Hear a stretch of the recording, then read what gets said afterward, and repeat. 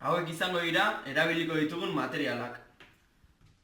Kartulina bat, kortxo bat, txintxeta batzuk, pertsa bat, bi edalontzi garden, erregela bat, errotulagailu bat, bulegoetan erabiltzen diren pintzak eta beste pintza txikiago batzuk.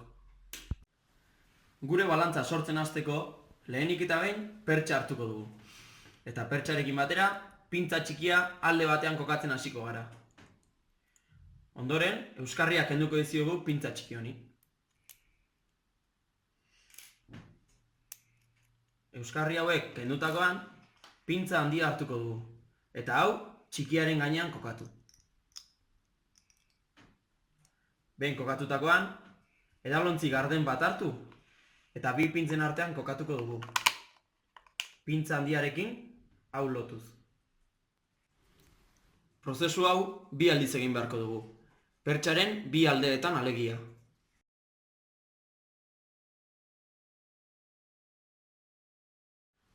Prozesu honetarako, pintza txikia eta pintza handia beharko ditugu. Lehenik eta behin, pintza txikia hartu eta euskarri bat kenduko diogu. Behin hau kendutakoan, pintza txikia oinarri potoloa beheraka jarrita, pintza handiaren barnean sartuko dugu. Eta, kendu diogun euskarriaren kontrako aldeko pintza handiaren euskarria kenduko dugu. Sortu berri dugun euskarria harturik, hau kartulinaren kontra jarriko dugu. Pintza txikiaren euskarria izanik kartulinaren kontra doana.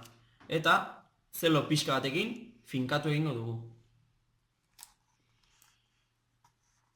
Ondoren, hobeto finkatzeko txintxeta bat jarriko diogu.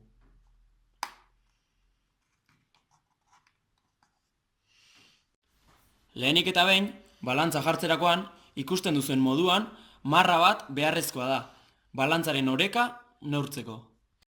Dagoeneko, gure balantza prest dago bere erabilpenerako. Harria bota dugu, eta ikusten den bezala oreka galdu dugu. Zenbat makarroi behar ditugu hau orekatzeko?